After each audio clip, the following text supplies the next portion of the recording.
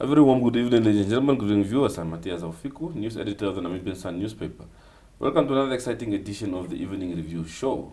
Well, tonight we speak matters relating to the green hydrogen, the much-talked green hydrogen concept.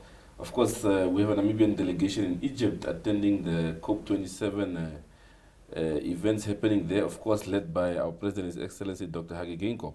Well, to unpack the subject tonight, we're joined in studio by Dr. Eva-Panduleni Stewart, a chemist by training. Good evening and welcome, ma'am. Good evening, Matthias. How are you? Very well, yourself? Yeah, I'm good, thank you. Well, it's good to have you. It's been a while. Yes, it's been a while. Well, green hydrogen, it's a topical matter, and I'm sure it's an area of interest for a chemist like yourself. Can you perhaps just tell us briefly your level of expertise on this subject matter and the green hydrogen issue itself? Okay, so I've got a PhD in chemistry. My PhD was in renewable energy. My undergraduate, well, with my honors project, I also looked at reducing the carbon footprint of cement production. So I've always had an interest in renewable energy. And specifically in my PhD, I looked at photovoltaics, so that's solar energy. And the basis of my project was looking at splitting water, but using photovoltaics, so solar energy, as opposed to the electrolysis that is implemented in green hydrogen.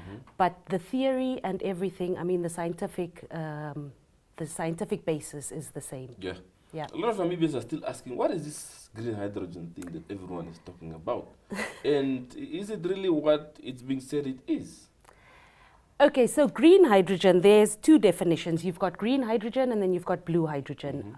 Basically, hydrogen made from fossil fuels, which are non-renewable, are called blue, is called blue hydrogen. Green hydrogen is, like I mentioned, the water splitting. And the current method of doing that is through electrolysis. So what they do is they have to take highly pure water, put it in an electrolytic cell, and because water is made of H2O, so 2 hydrogen atoms for every oxygen atom, they put it, and you have to put electricity into this cell to split the molecule, and through that they produce hydrogen and oxygen, so both gases. The hydrogen that comes from that is called green hydrogen. It is used, or it is, the potential of it is to be used in the same way as current day fossil fuels. So what you do is you take your hydrogen molecule, or they convert it into what they call green ammonia, which is also, it's a molecule that carries energy. Hydrogen carries energy in the same way that our fossil fuels carry energy. So when we combust it, it produces, instead of the carbon dioxide and water, it then reverts back to water production. So the green hydrogen will be used as a fuel in combustion, in the same way as fossil fuels are. Yeah. What is your take on Namibia's project thus far, with the information at hand, of course? Yeah, so with the information at hand, I am relatively concerned. It can be of great benefit to Namibia if it's done properly. If legislation is drawn up properly and the people that are really experts in the field and with interest of Namibia at heart are in the negotiating tables.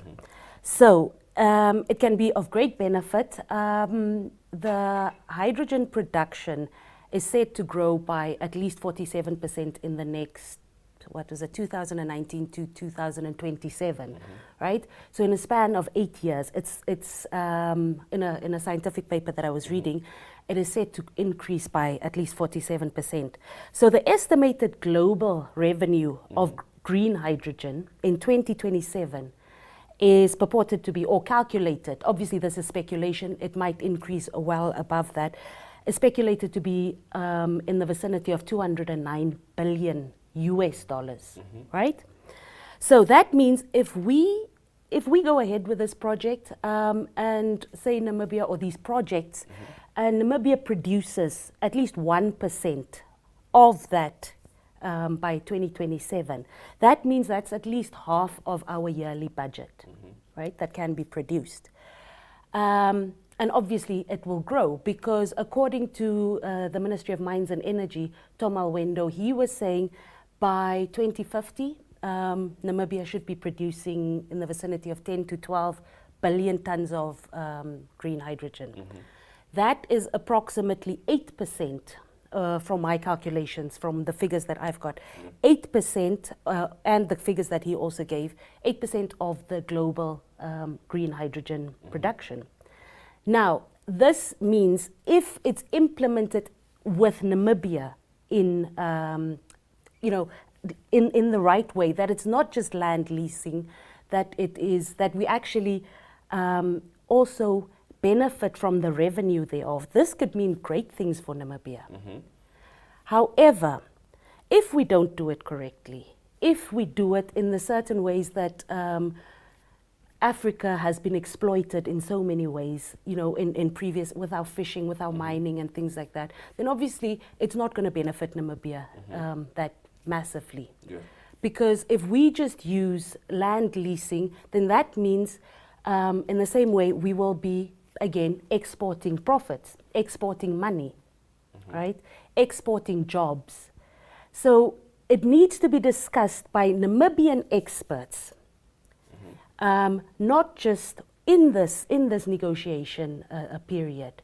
It can't just be done on a, the experts come from outside and decide on behalf of Namibia.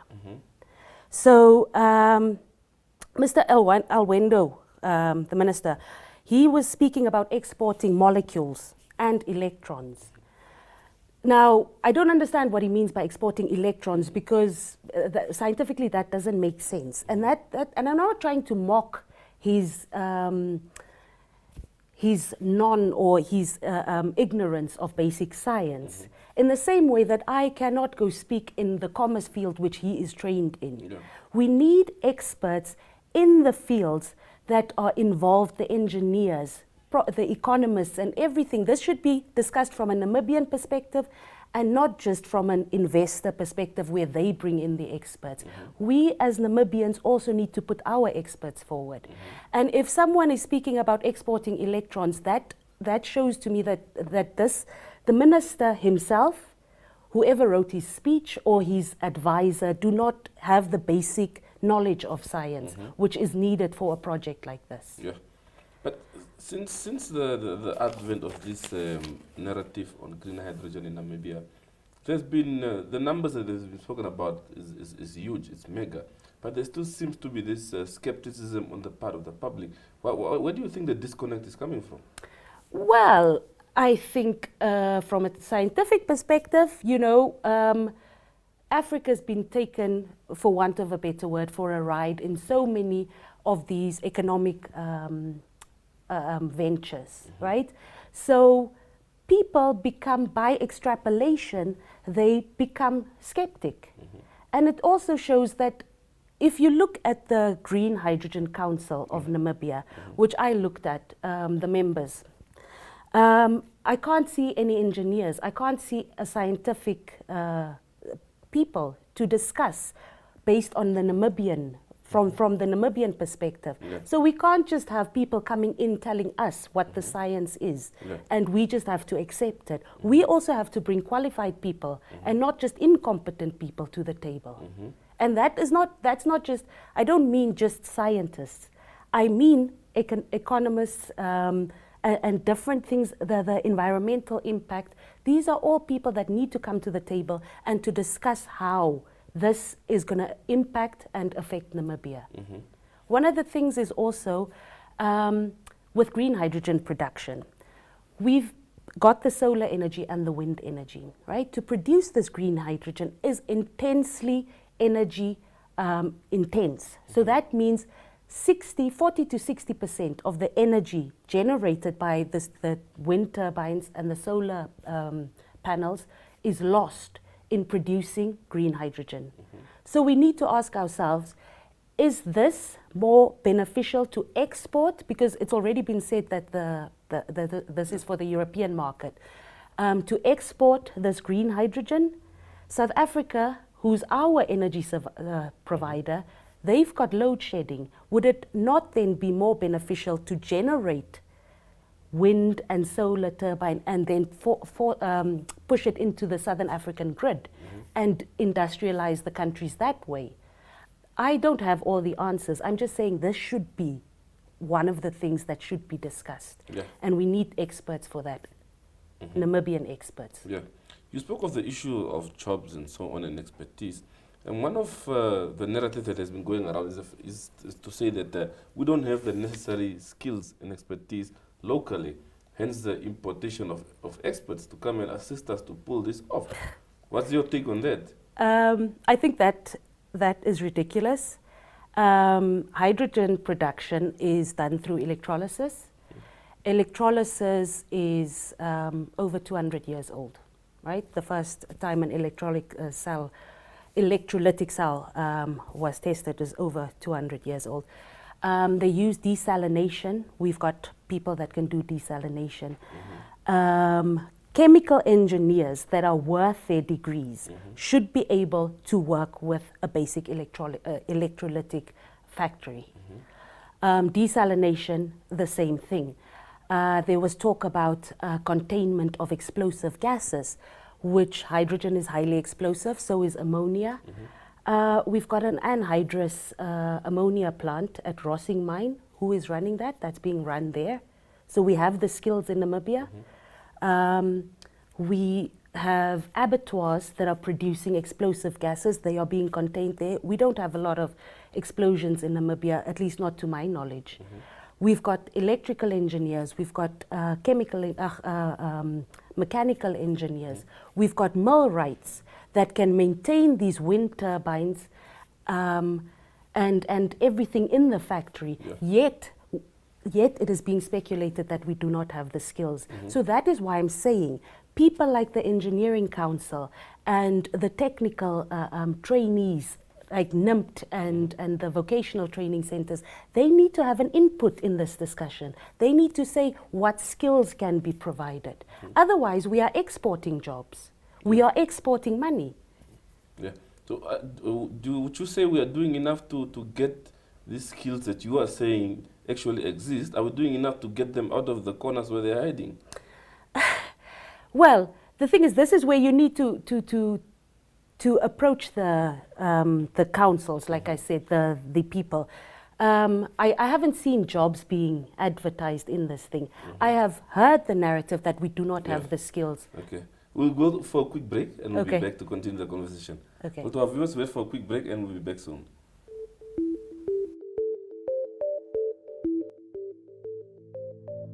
NMH Ad 1 brings you news from all across Namibia. If you would like to feature your brand or campaign on this platform, contact nmh1@synergy.com.na. NMH Ad 1, your lunchtime news companion.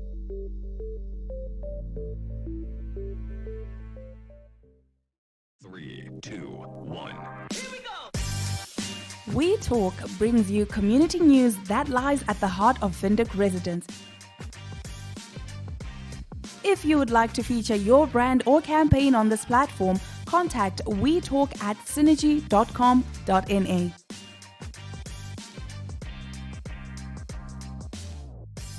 You live, we talk.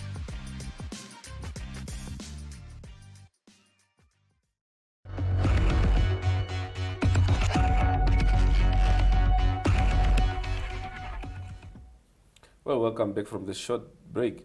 Well, we'll continue our conversation before I interrupted you. We were on the issue of the availability of skills locally to execute this project.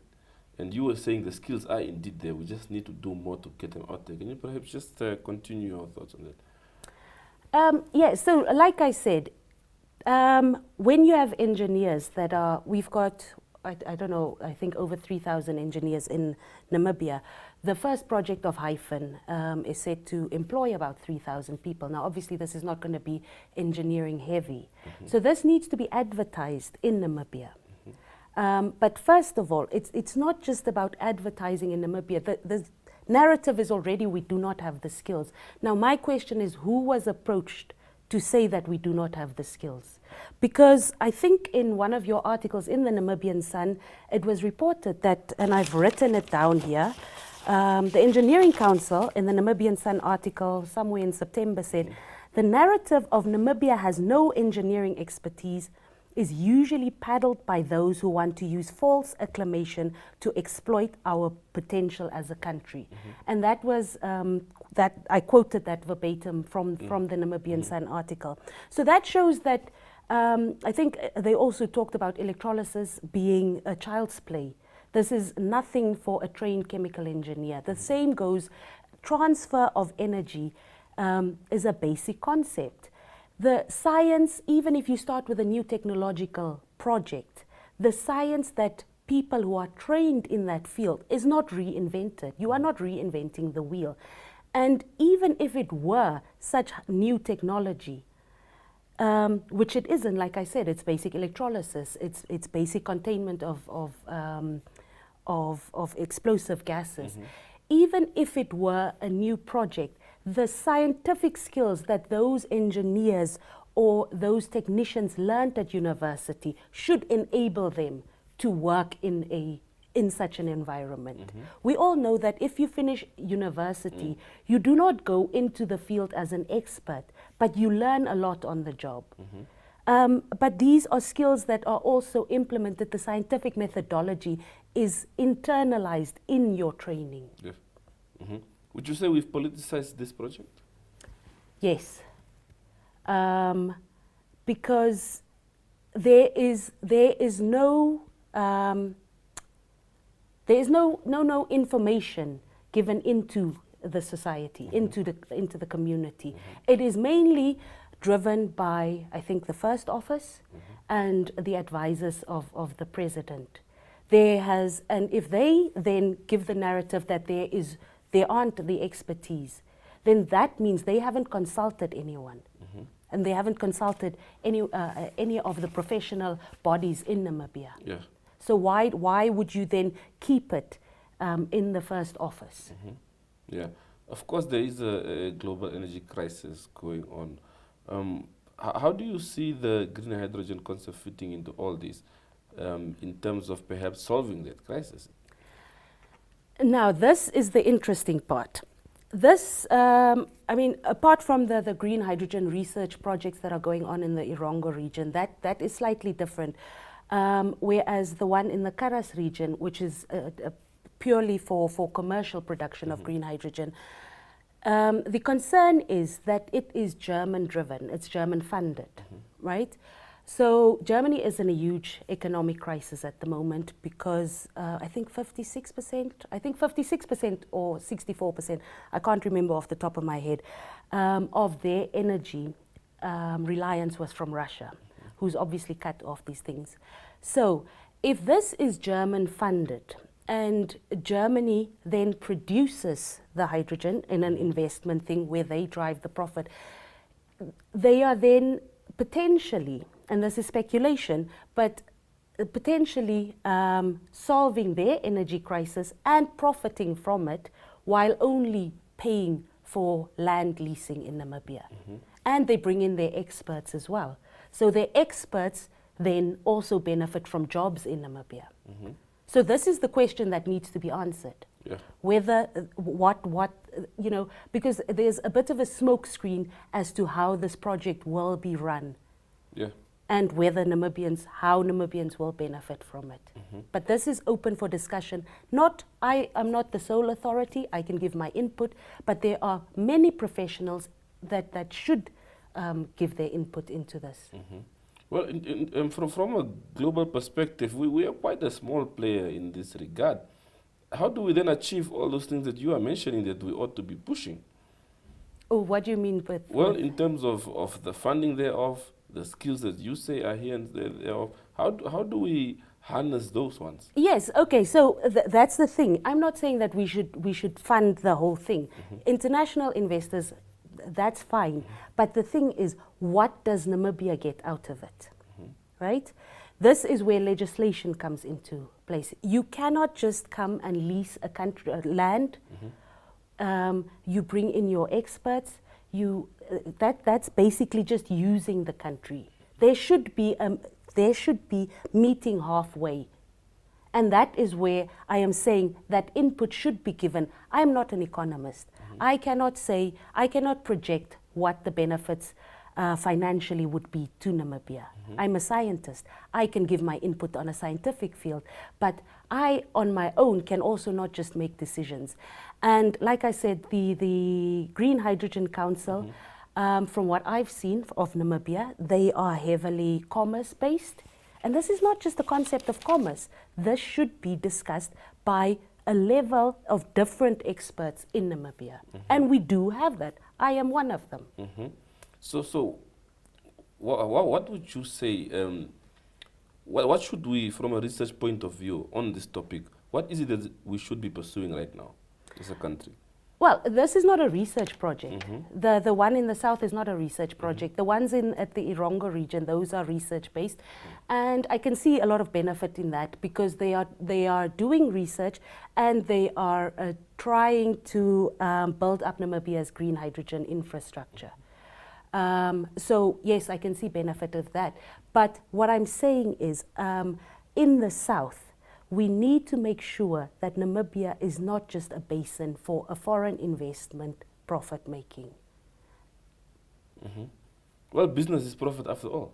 Yes, but if the profit is exported, if they just lease the land, Yeah. if we then produce by 2050, like I said, according to Minister Alwendo's numbers, 10 to 12 billion tons of hydrogen, that's 8%. 8% of the projected green hydrogen production, according to his figures as well. So should we export 8% of, what is it, I don't know what it will be then, 8% of the global production and lease our land at, what is it, 300,000 or I can't remember. But do we do that? And look at the environmental impact. We have a vulnerable ecosystem. We have a unique ecosystem. So do we just go in for it, for the lease of the land, perhaps some tax? Or do we say, okay, this is what our country has to offer. We've got wind, we've got solar energy. Our land is purported to be 10% cheaper than Saudi Arabia, just for leasing, right? We cannot just give our land without a proper negotiation. Because as they said, Namibia is one of the top 3 destinations for this green hydrogen. So that should give us leeway to also debate or to negotiate. It can't just be a thing, here is our land, you come, you occupy it, and you make profit out of it. Yeah. I'm not a financial advisor. I'm not a financial negotiator. So I can't answer the financial aspects of it. But I can tell you that Namibia has the expertise, at least from a scientific perspective, to be able to do those jobs. Yeah. Well, there was recently the Africa Energy Week in South Africa. COP27 is ongoing. Key themes there, always the issue of renewables versus non-renewables. Just as we wrap up, as a scientist, what is your take on how should Namibia position itself? Well, that's the thing. So we have to look at this. If you have the region in the Spreegebied, which has the solar and the wind, I think, and I speak under correction, that Nampower wanted to actually set up a wind farm there. So if they were to set that up, right, and it's completely renewable energy, then you have your solar energy and your wind energy that can be exported or supplied directly into the grid of Southern Africa. Alternatively, we have the green hydrogen. Which one will benefit Namibia more? There again, you will need to look at the financial aspects of it. And again, more discussion. Because like I said, I don't have all the answers, but my clear message is that it needs to be discussed by people in the know-how in Namibia and from different fields. Yeah. Dr. Stewart, thank you very much for your time this evening. Thank you. And thank you for your insight. Yeah. Well, to our viewers, that's it from the Evening Review team. Thank you for staying tuned and have a pleasant evening. See you again tomorrow, same time, same place.